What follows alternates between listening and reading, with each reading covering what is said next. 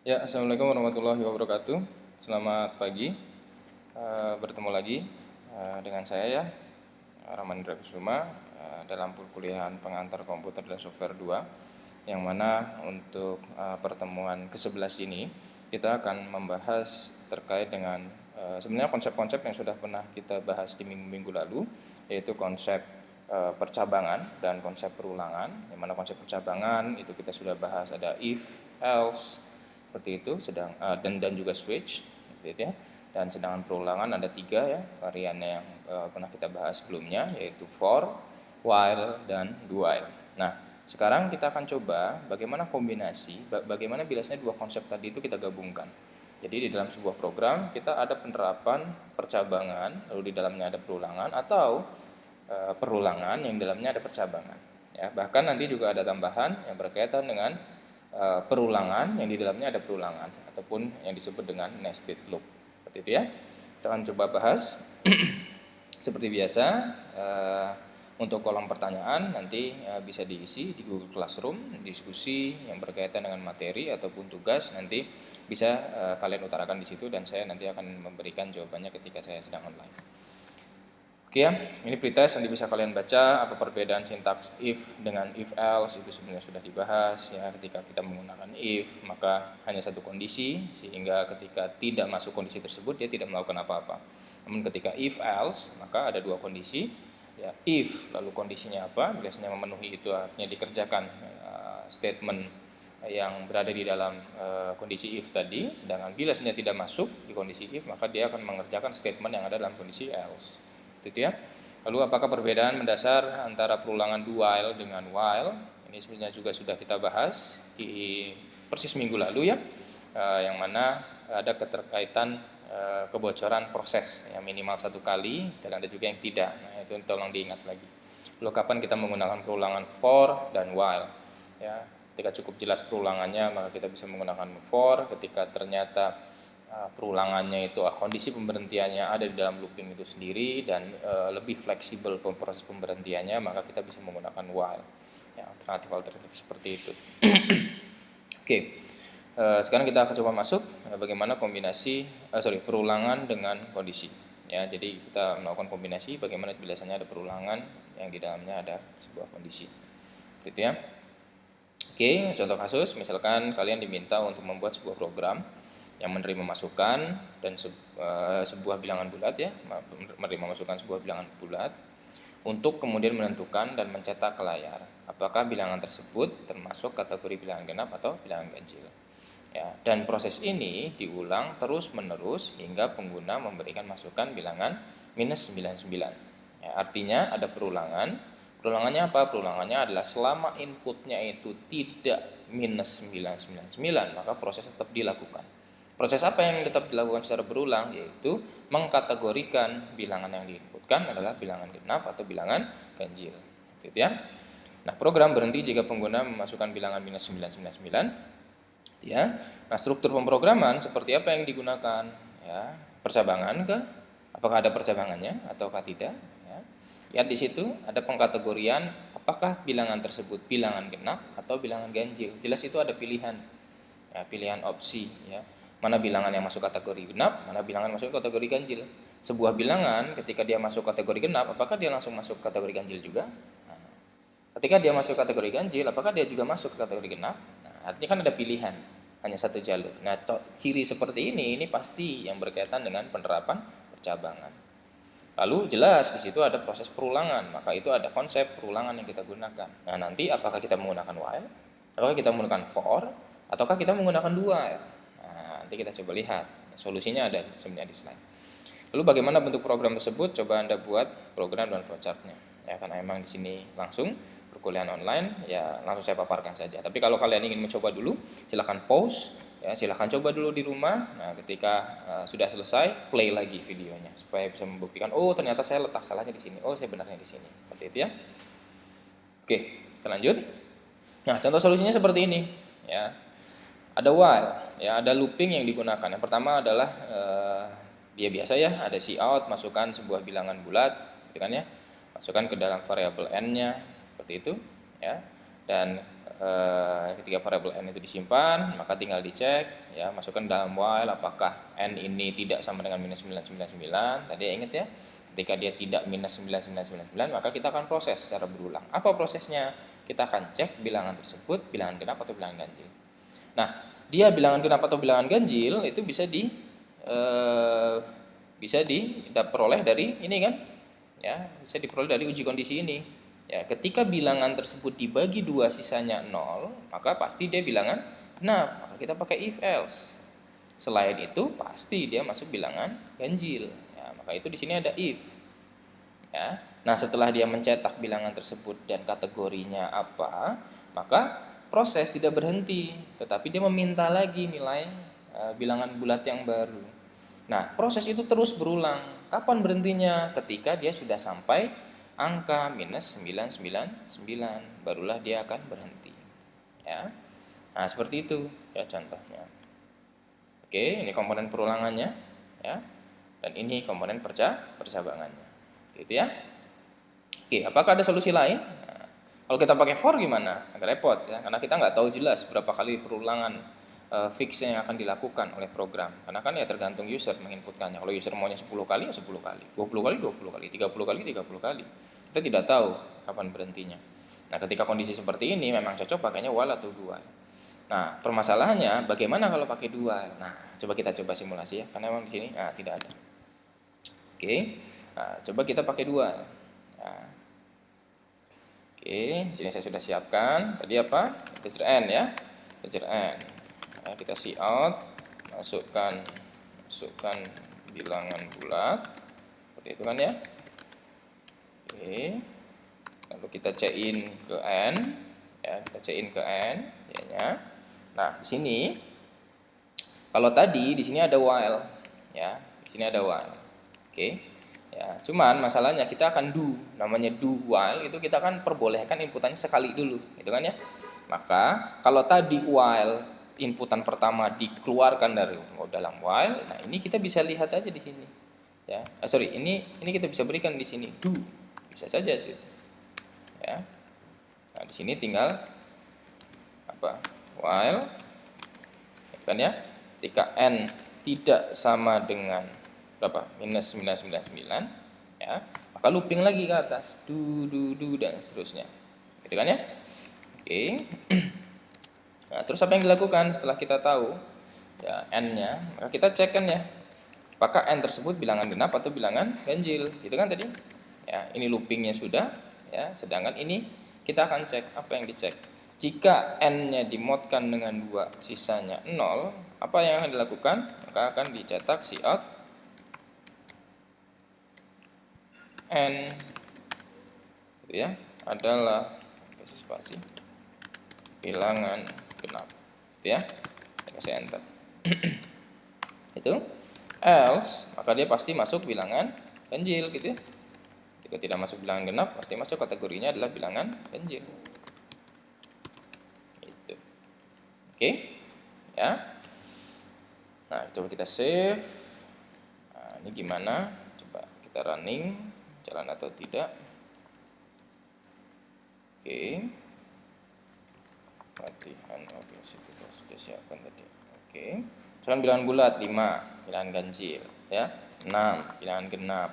9, 10, 11, 12, 45 dan ganjil. Tapi kalau minus 999 bilangan ganjil, minus 999. Nah, hanya saja apa yang terjadi di sini, terjadi kebocoran. Biasanya pertama kali langsung minus 999 bocor, dia masuk ya, dideteksi sebagai bilangan ganjil. Padahal ketika kita menggunakan while tadi di sini ya, ketika kita menginputkan minus 999 tidak masuk ke dalam proses pengecekan, ataupun ketika masukkan sebuah bilangan bulat n ya, n-nya diinputkan terakhir ini adalah minus 9999, dia ketika looping di atas tidak terpenuhi, maka tidak pernah masuk di if ini. Maka untuk supaya sama prosesnya, maka bisa kita masukkan di sini if n tidak sama dengan minus 999, maka kita bisa proses ya, ini pendeteksian di bilangan genap atau bilangan ganjil. Nah, kalau dia tidak perlu.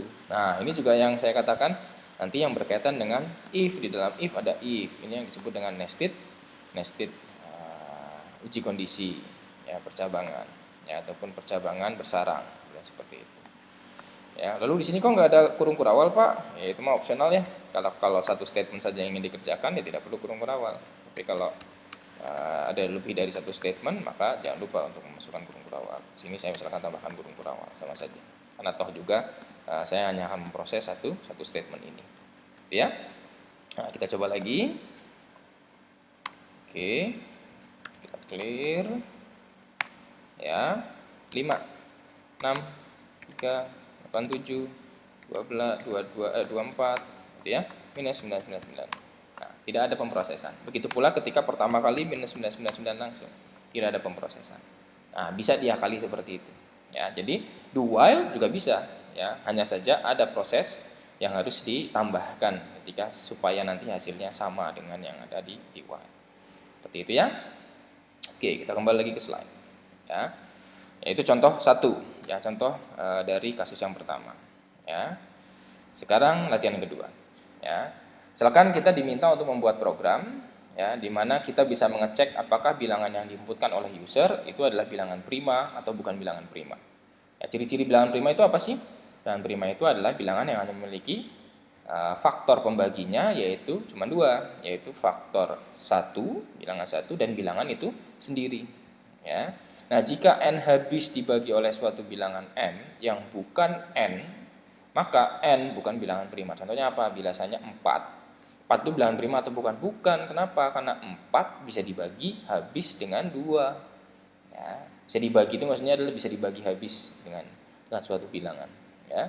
Nah, inputnya apa? Inputnya adalah sebuah bilangan bulat. Outputnya apa? Outputnya adalah bilangan prima atau bukan bilangan prima, kategori saja. Ya. Lalu gimana nih? Wah, pusing kan? Udah mulai pusing. Gimana? Ya, dan seterusnya. Ya, gampang. Cara primitifnya adalah ketika bilangan tersebut lebih dari 3, maka kita tinggal cek gitu kan ya. Misalkan 17 itu apakah bilangan prima? Ya tinggal cek saja. 17 bagi 16 bisa enggak? 17 bagi 15 bisa enggak? 17 bagi 14 bisa enggak? 17 bagi 13 bisa enggak? Sampai dengan 17 bagi 2 bisa atau enggak?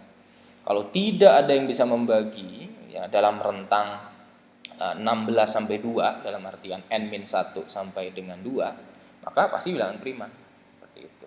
Ketika n-nya lebih dari 3. Ya. Oke. Lalu bagaimana algoritmanya? Nah, ini yang tadi saya katakan, algoritma naif yang paling mudah adalah untuk mengecek sebuah bilangan itu bilangan prima atau bukan. Maka kita bisa menentukan kalau n-nya kurang dari 1, jelas tidak bisa kita cari, gitu saja ya. Ketika n-nya kurang dari 1, tidak bisa kita cari. Ketika 1 tidak termasuk bilangan prima, gitu ya. Nah, 2 dan 3 langsung berikan dia informasi bahwa ini bilangan prima. Nah, di sini ketika n-nya lebih dari 3, ya, maka kita akan melakukan proses pengecekan dia bisa dibagi atau tidak nih, ya. Dari mana? Dari n-1 sampai dengan 2, atau dimulai dari i sama dengan 2 sampai dengan n-1. Jika n habis dibagi oleh i, maka n bukan bilangan prima. Ya, lalu tambah nilai i menjadi i+1, ulangi langkah i sampai dengan n. Sebenarnya sebelum n sih.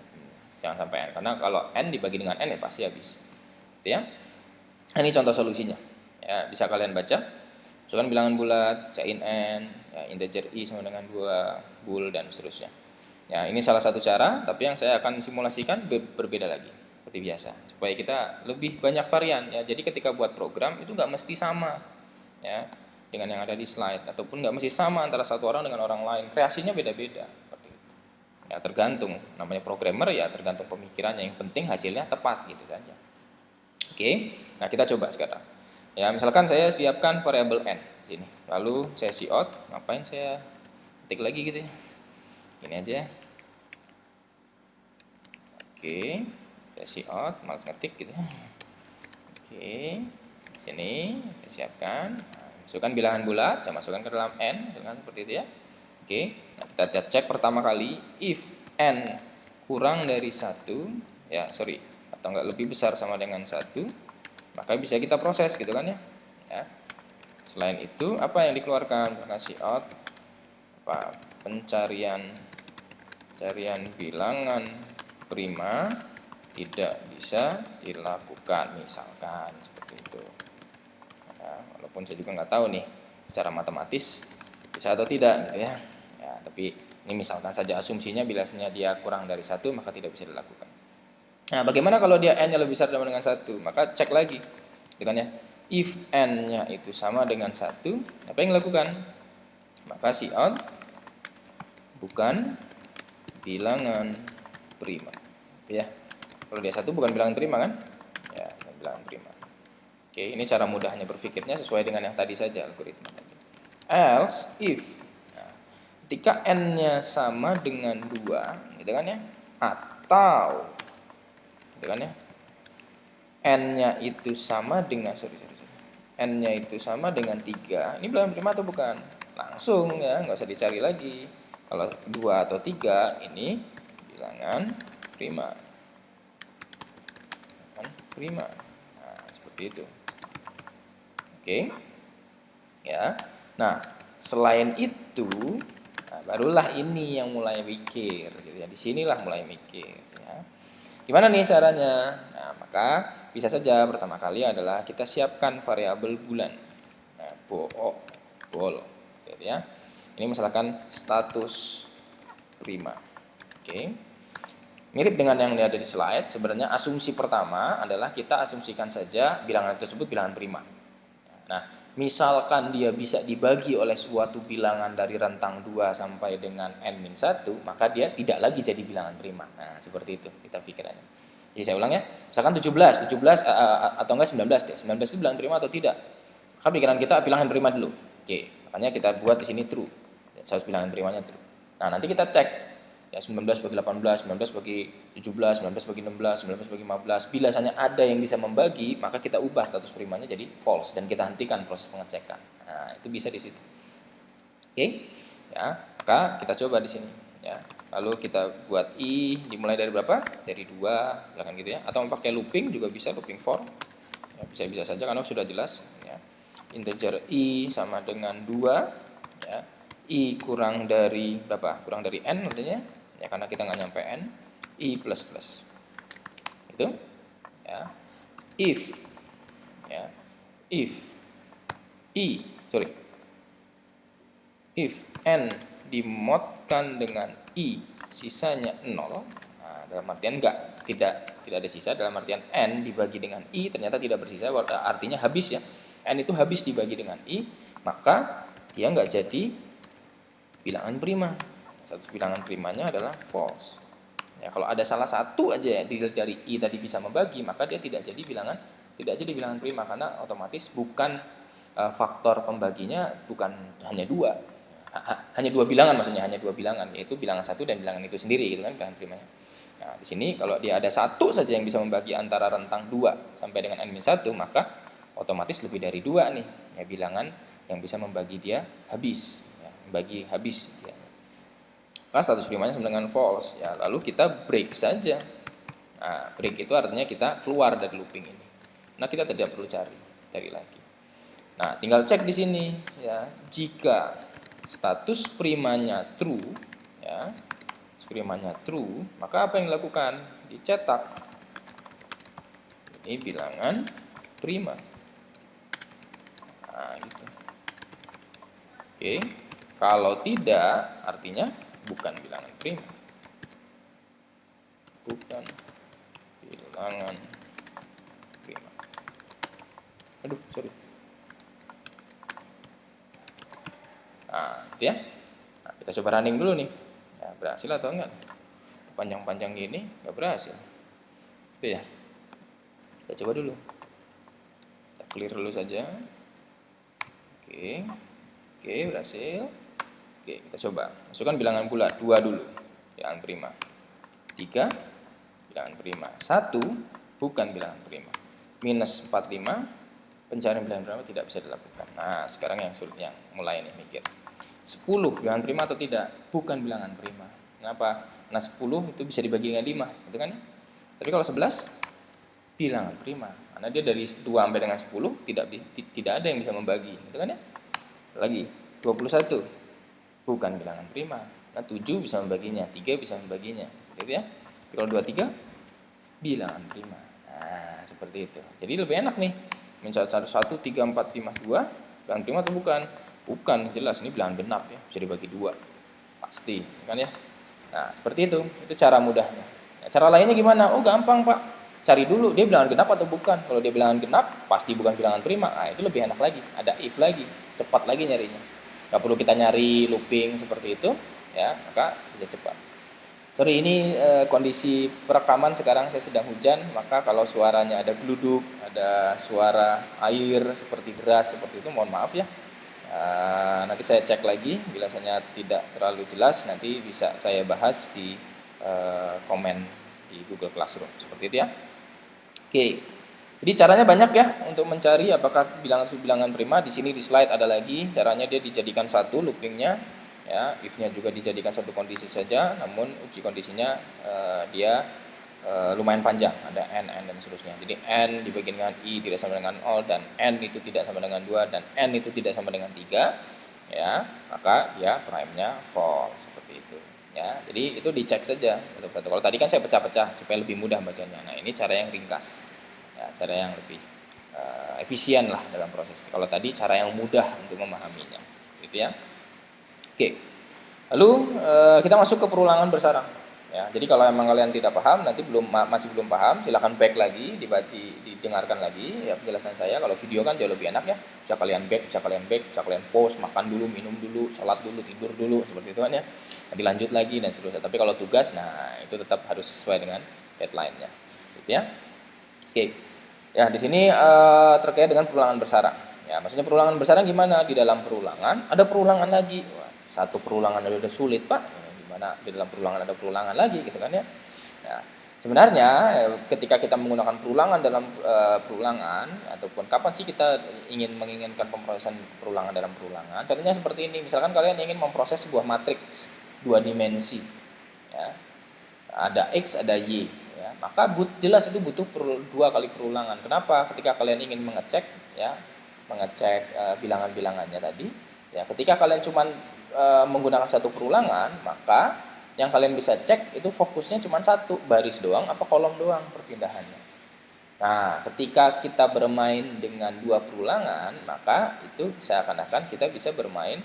Yang pertama, saya fokusnya baris dulu. Setelah baris berubah, baru saya kolom. Nah, seperti itu. Maka ada 2 perulangan. Setiap pindah baris, maka saya akan lakukan kolom-kolomnya satu-satu. Pindah baris lagi, lakukan kolomnya satu-satu. Pindah baris lagi, lakukan kolomnya satu-satu. Nah, di dalam perulangan baris, ada perulangan kolom. Jadinya seperti itu. Oke, ya. Nah, dengan menggunakan bahasa pemrograman dan prinsip perulangan bersarang, nah kamu bisa membuat berbagai macam pola yang rapih seperti ini nih. Ya. Pusing amat Pak, apa buat kayak gini gitu kan ya. Nah, nanti kita coba yang sederhana dulu. Oke, apa itu perulangan bersarang? Perulangan dilakukan di dalam kondisi perulangan terluar, ya, outer loop, ya. Contoh penerapannya pembagian pola dan algoritma pencarian data. Struktur umumnya seperti ini, ya. Jadi kita memiliki perulangan, ya, yang diletakkan di dalam kondisi perulangan luar. Nah, seperti itulah intinya, ya. Jadi contohnya gini, saya punya outer loop, ya, misalkan contohnya tadi kalau saya ingin mengaksesan matriks, maka looping luar misalkan saya gunakan untuk perpindahan baris, nah looping dalam perpindahan kolom misalkan. Maka itu asumsinya adalah, ataupun penjelasannya adalah, ketika saya sedang fokus di baris pertama, maka saya akan kunjungi kolom per kolomnya. Setelah looping lagi ke atas, pindah baris artinya. Ya, ketika baris kedua, kunjungi lagi kolom per kolomnya dari awal. Ya, jadi misalkan barisnya saya punya 4 baris, kolomnya 3. Dalam artian matriks berapa tadi? 4 baris ya, 4 baris kolomnya 3. Matriks 4,3 seperti itu ya. Ya, 4, 3 seperti itu. Maka baris pertama, ya, saya fokus baris pertama. Ya, misalkan gini. Atau misalkan saya tulis, ya, saya punya matriks gitu ya. 1, 3, 2, aduh jelek banget ya, 0, 1, 4 itu ya, 5, 3, 9. Nah, misalkan seperti inilah, 3,3 aja lah ya. Maka bagaimana cara saya mengakses satu persatu ya matriks ini? Maka pertama, looping yang pertama bisa saja saya fokusnya baris dulu. Nah, saya looping pertama baris dulu kolomnya, satu baris. Looping yang di dalam kolomnya. Nah, mulai dari sini terus ke sini, terus ke sini. Ya, setelah selesai, yang ini kan udah selesai ya, selesai pasti balik lagi ke sini kan, tetap barisnya yang berubah. Saya fokus ke sini sekarang. Nah, seperti itu. Kalau 3 dimensi gimana Pak? Nanti loopingnya di dalam looping, yang inner loop ini ada looping lagi, nah bisa saja. Jadi looping, dalam looping, ada looping lagi. Nah, seperti itu. Ya bisa saja. Fleksibel sesuai dengan kebutuhan yang kita butuhkan, kan? Nah, memungkinkan adanya loop kembali di dalam situ. Ya. Oke, contoh. Ya, misalkan sekarang coba baca program dulu. Nanti saya simulasikan ini, ya, latihan ini, ya, solusinya gimana? Tugas 1 ini saya coba kerjakan dulu. Nah, tugas 2 baru kalian yang mengerjakan. Ya. Oke, kita coba dari sini. Ya, baca program. Lakukan analisis terhadap algoritma program di samping, ya, ada programnya. Ya, apakah yang tercetak di layar dari program ini? Ya, coba nanti kita bandingkan ketika dia n-nya 3 dan ketika dia n-nya 5. Nah, kita coba n-nya 3 dulu. Ya, sini saya pakai Sublime aja biar lebih enak. Nah, saya sedang nggak pakai drawing pad, jadi nulisnya agak susah. Oke, sini. New file saja. Oke, sini ya. Apa ini ceritanya? Ya. Oke, n-nya misalkan 3 gitu kan ya. I-nya dimulai dari 1 gitu ya. Dimulai dari 3, dimulai dari 3. Selama i-nya lebih dari 0, kita kurangi satu persatu selama looping ya. Mengartikan apa? Looping luar, I itu akan bermula dari 3 ketika n-nya 3 ya. Lalu I sama dengan 2. Lalu ada juga kondisi I sama dengan 1. Kondisi I sama dengan 0 masuk nggak ke looping? Tidak. Kenapa? Karena for I lebih dari 0 di sini. Ya, lebih besar dari 0. Kalau dia 0, kan dia artinya tidak lebih besar dari 0, kan ya? Oke. Ketika I sama dengan 3, apa yang dilakukan? Ya, ketika I sama dengan 3, J-nya itu melakukan looping dari I, dari 3, ya, sampai dengan selama dia lebih dari 0, ya, dan setiap loopingnya dikurangi satu-satu. Ya. Mengartikan di sini, setiap sini ada J sama dengan 3, gitu kan ya. Lalu ada J sama dengan 2, gitu kan ya. Dan ada J sama dengan 1. Setiap looping ini. Nah, untuk yang I sama dengan 2 gimana? I sama dengan 2, setiap J sama dengan 2, gitu kan ya? Kan dari J sama dengan I, ya, sampai selama dia J-nya lebih dari 0. Nah, gitu. Ya. J sama dengan 1. Nah, jadi di sini ada 3 kali loopingnya, sini ada 2 kali, di sini ada 1 kali. Ya, terus apa nih yang dilakukan dari tiap-tiap ini? Ya, dari tiap-tiap ini dia cout saja. Nah, cout X. Ya, setelah selesai looping J, dia ada enter. Nah, apa hasilnya nih jadinya? Kita lihat di sini. Setiap looping J, dia lakukan cetak. Misalkan di sini ada tulisan, ya. Misalkan di sini adalah outputnya. Output layar. Output di layar. Ya. Jadi setiap looping ini ya, I sama dengan 3. Apa yang dilakukan? J sama dengan 3, dia cout bintang. Artinya saya nulis bintang. Lalu J sama dengan 2, cout bintang lagi. Gitu. Ya. J sama dengan 1, cout bintang lagi.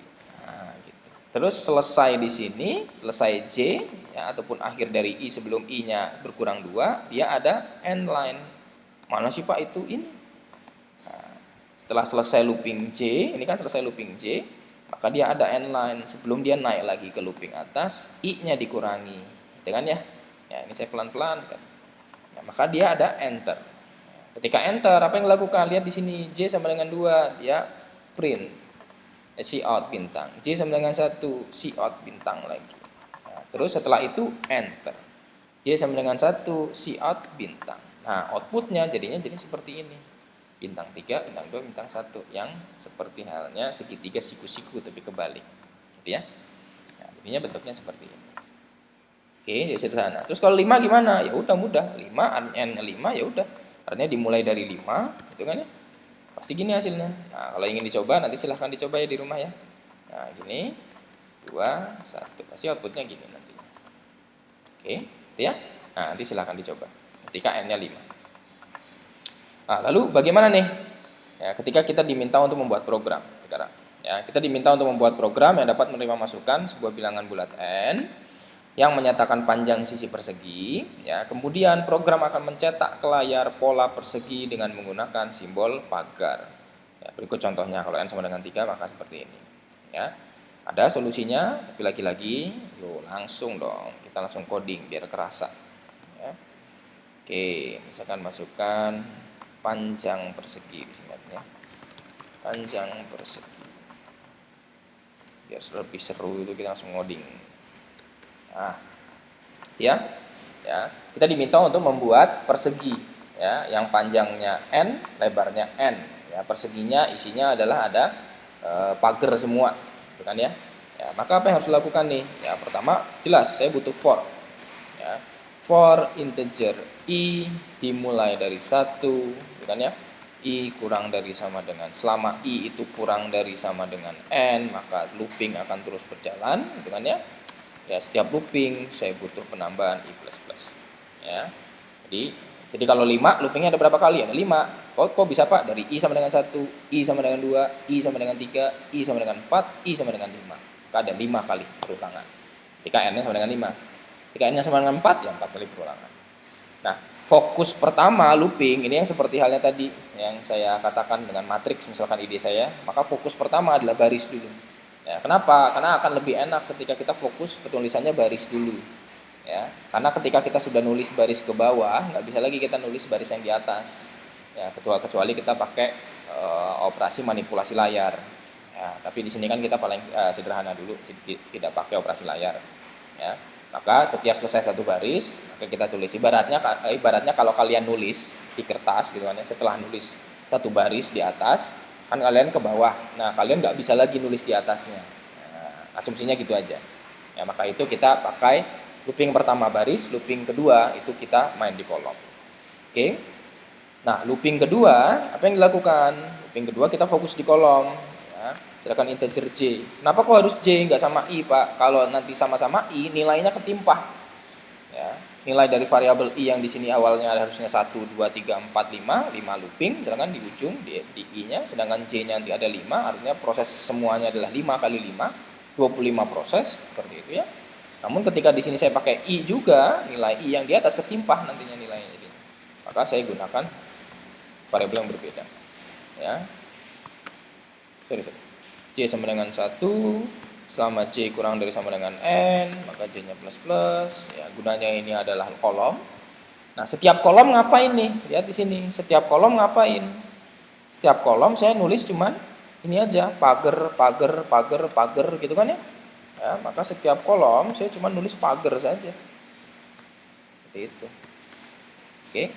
Nah, setiap berakhir satu baris, ya dalam artian kolom-kolomnya sudah saya isi dengan si out pagar, maka apa yang dilakukan selanjutnya? Yang dilakukan selanjutnya adalah saya enter supaya ada proses penulisan yang di bawahnya baris berikutnya. Ya, maka saya buat di sini end line. Sudah selesai. Simpel kan? Sudah selesai. Pas di running error, Pak. Waduh, kacau ya.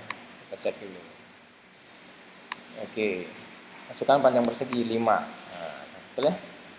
4. 1 aja. 8. Hitung aja sendiri gitu, beneran 8 apa enggak, kan ya. Oke, mudah kan ya? Udah. Ya, biasa kalau latihan mudah, tugas yang baru sulit. Ya. Oke, kalau mau istirahat silakan pause, tapi kalau saya lanjut terus, ya.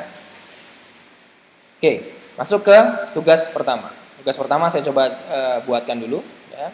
Nah, kalau di sini artinya sudah ada looping dalam looping, lalu ada if lagi. Ya, harus ada if lagi, ya. Begitu pula tugas 2. Tugas 2 sebenarnya seperti itu. Ya, dalam looping, ada if lagi. Nah, maka kalau tugas 1 kalian sudah paham clue-nya, maka tugas 2 harusnya bisa mengerjakan. Oke ya, nah tugas 1. Ya, di mana kalian diminta untuk membuat program, ya, dapat mencetak luaran berupa pola sisi persegi. Ya, inputnya ya sebuah bilangan bulat n yang merupakan panjang sisi persegi tadi, ya, mirip kayak tadi. Namun sekarang isi perseginya, lihat di situ. Isi perseginya, ya. Cetakan perseginya cuman luarnya saja tuh, ya, ataupun tepi-tepian persegi saja, dalamnya kosong. Nah, itu gimana tuh prosesnya? Pasti ada if nih. Kapan saya harus cetak persegi, kapan saya cuman cetak spasi, tuh. Ya, karena kosong ini pada dasarnya ada spasi nih. Kosong ini ada spasi gitu aja. Kosongnya ada spasi. Ya, coba lihat. Kapan saya harus mencetak Kapan saya harus mencetak pagar? Baris ke-1 sama baris ke-n. Gitu ya. Baris ke-1 sama baris ke-n. Itulah saatnya saya mencetak pagar. Gitu ya. Lalu kapan saya mencetak yang kolomnya? Ketika kolomnya 1 atau ketika kolomnya n. Ketika n-nya 4, ya artinya baris 1 sama baris 4 ada pagarnya. Lalu kolom 1 sama kolom 4 ada pagarnya. Selain itu spasi semua. Ya. Maka gimana nih cara membuatnya? Sebenarnya mudah. Tinggal tambahin aja di sini. Bukan ya? Oke. Ya. Ketika cetak di sini, ini kan cetak pagar, maka di sini harus pasti ada sebuah kondisi. Kapan saya mau cetak pagar, kapan saya mau cetak spasi, gitu kan ya? Oke. Nah, kapan tadi cetak pagar? Cetak pagar adalah ketika dia barisnya sama dengan 1, ya, atau barisnya sama dengan n, gitu kan ya? Atau kolomnya sama dengan 1, ya, atau kolomnya sama dengan n. Nah, itu. Ya. Kalau dan nggak mungkin pakai dan. Kenapa? Ketika sedang bermain di baris 1 kolom 2. Ya. Maka nanti kalau mau pakai dan, ingat ya dan itu artinya semuanya harus terpenuhi, maka tidak bisa nyetak pagar. Kenapa? Yang terpenuhi cuma baris 1 saja. Kolom satunya enggak, kolom n-nya enggak, baris ke n-nya enggak. Ya, maka kita pakainya or. Karena salah satu saja terpenuhi, kalau enggak dia baris 1, kalau enggak dia baris 2, baris n, kalau enggak dia kolom 1, kalau enggak dia kolom n. Nah, dia cetak pagar. Nah, itu tambahin di sini. If I itu kan representasi baris ya. I sama dengan 1, ya. If I sama dengan 1 atau I sama dengan N, gitu kan ya, atau J itu representasi kolom, J sama dengan 1 atau J sama dengan N, ya, maka inilah baru kita cetak si pagernya. Nah, gitu. Ketika ini tidak, ya, maka yang dicetak adalah spasi saja. Spasi ya tekan spasi saja seperti itu. Ya. Oke, sudah. Ini. Nah, sekarang kita coba. Clear dulu. Oke. Sekarang kita coba bermain dengan 6. 6. Oke, ya. 7. 7. 3. Ya. Kalau 2 rapat semua karena baris kolomnya ya baris I kolom 2 ya. Sama semuanya 2 jadi rapat. 4. Nah, kolom seperti itu. Jadi ya, mudah kan ya? Ya, nah bagaimana ketika kalian ingin mengerjakan tugas 2? Nah, nanti tugas 2 ini yang akan saya minta kalian kumpulkan di Google Classroom. Ya. Nah, tugas 2 ini buatlah program yang dapat mencetak luaran berupa bilangan persegi dengan simbol pagar dan 0. Lihat, dia bergantian. Yang tadi udah nyetak apa nih? Oh, udah nyetak pagar. Oh, kalau udah nyetak pagar sekarang nyetaknya 0. Yang tadi udah nyetak apa nih? Nyetaknya 0. Sekarang nyetak pagar dan seterusnya. Logikanya gimana nanti coba dibuat. Oke ya. Lalu lihat di sini ya, setelah di akhir dia dicetak 0, baris berikutnya di kolom yang pertama cetak yang sama dengan yang terakhir. Itu juga bisa idenya. Jadi idenya macam-macam. Banyak idenya. Ini sama. Setelah itu bergantian lagi. Nanti di akhir disamain dengan yang awal ini. Jadi bergantian lagi dan seterusnya.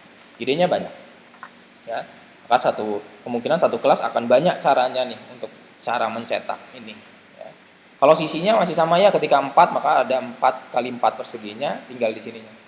Ya. Lalu yang diubah mananya? Fokus ubahnya ada di sini, pasti. Ya, kalau looping ininya masih sama. Ya, seperti itu. Oke, tugasnya ini tolong dibuat ya, dalam bentuk program. Ya, nanti masukkan ke dalam dokumen. Ya, dijelaskan, kasih cover jangan lupa ya. Dijelaskan jadi prosesnya gimana, lalu source code-nya seperti apa ataupun kode program seperti apa, lalu bukti running programnya seperti apa. Ya, screenshot-nya semuanya. Ya, satu dokumen tadi ya di-convert atau diekspor ke dalam PDF. Nah, PDF-nya yang dikirim ke pengumpulan assignment yang ada di Google Classroom yang akan saya siapkan. Oke. Jadi itu ya yang bisa saya sampaikan ya terkait dengan kombinasi percabangan dan perulangan. Memang sedikit rumit ya, karena satu konsep percabangan saja sudah rumit, satu konsep perulangan saja sudah rumit. Nah, ini kita dikombinasikan percabangan perulangan. Lebih-lebih percabangan ada di dalam percabangan, ada percabangan lagi, ataupun di dalam perulangan ada perulangan lagi ya. Namun ya kan semakin materinya semakin minggu mendekati minggu 18 pasti ya tingkat kesulitannya akan semakin bertambah. Ya itulah proses pembelajaran. Tinggal bagaimana kalian tahap demi tahap memahami konsep yang diajarkan. Latihan ketika coding itu hanya mendengarkan teori, insya Allah nggak akan masuk seperti itu ya. Maka ketika kalian mendengarkan video seperti ini, pause, coba sendiri. Wah, kok error ya. Nah, didiskusi kita di situ. Jauh lebih enak hidup diskusinya seperti itu. Ya, ketika ada pertanyaan silahkan tanyakan di komen di Google Classroom. Ya, nanti ketika saya online nanti saya sempatkan untuk membalas. Ya, namun teman kalian bila biasanya sudah paham, boleh saja antar teman itu dia yang membalas. Jadi nggak mesti saya yang membalas. Ya, bisa saja teman kalian yang membalas. Nanti tinggal saya validasi apakah jawabannya itu sudah tepat atau belum. Mungkin itu ya yang bisa saya sampaikan untuk pertemuan kali ini. Ya, terima kasih atas perhatiannya. Lebih dan kurang saya mohon maaf. Kepada Allah saya mohon ampun. Saya akhiri. Wassalamualaikum warahmatullahi wabarakatuh. Selamat pagi.